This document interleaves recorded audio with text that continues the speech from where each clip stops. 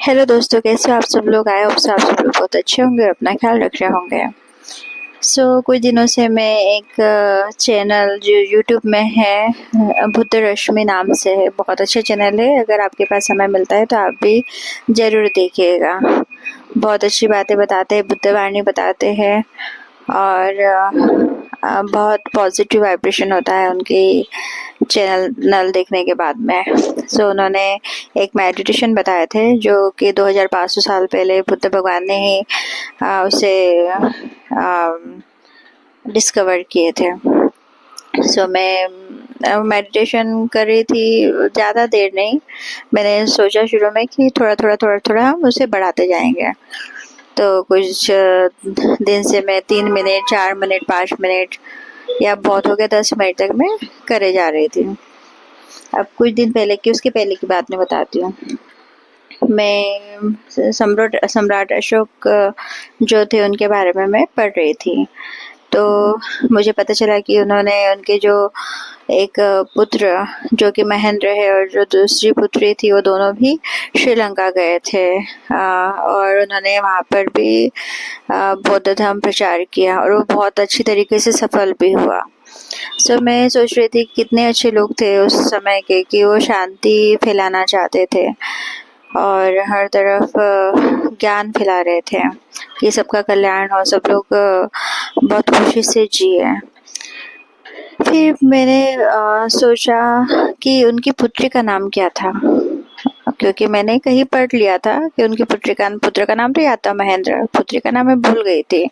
और कई बार ऐसा होता है ना कि कुछ चीज बहुत पास की रहने के बाद भी हमें याद नहीं आती, होता है कई बार, शायद आपके साथ भी हुआ होगा।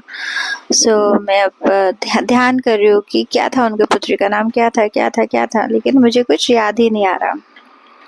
फिर मैंने सोचा कि चलो अब याद ही नहीं आ रहा तो हम गूगल सर्च कर लेते, क्योंकि हमें पता रहना चाहिए, हमारा इतिहास हमें पता रहना चाहिए।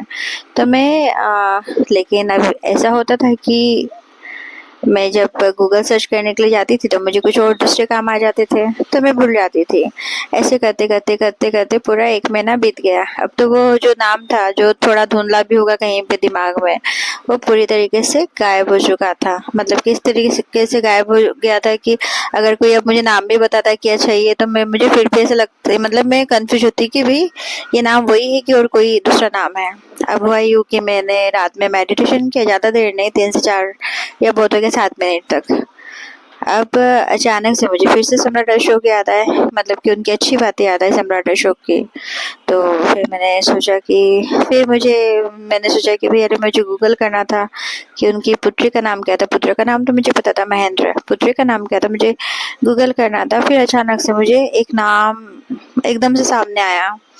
तो मैं एकदम शॉक हो गई, लेकिन मैं कॉन्फिडेंट नहीं थी कि नाम वही है, उनकी पुत्री का ही नाम है। मैंने सोचा कि अगर इतना पावर है उनके मेडिटेशन में कि आपको इतनी भूली बिसरी चीज आपको याद आ जाती है एकदम से, मतलब उनका मेडिटेशन कितना पावरफुल होगा। हम मतलब अगर रोज मेडिटेशन करते तो हमारी जिंदगी में कितने बदलाव आ सकते हैं, हर तरीके से बदलाव आ सकते हैं।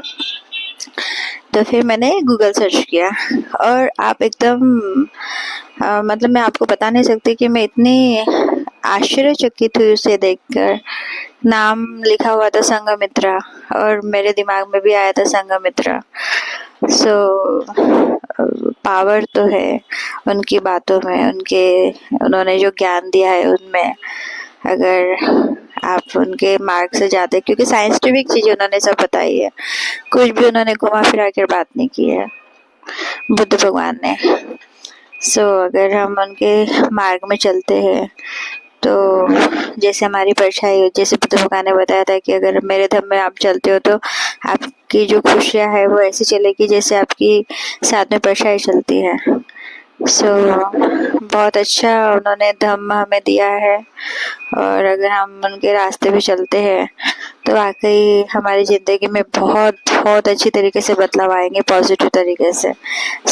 कैसी लगी ये मेरा एक्सपीरियंस आप लोग को, और अगर अच्छा लगता है ये सब बातें सुनना तो प्लीज़ लाइक एंड सब्सक्राइब जरूर करिए। मिलते हैं हम नेक्स्ट वीडियो में। Bye, take care.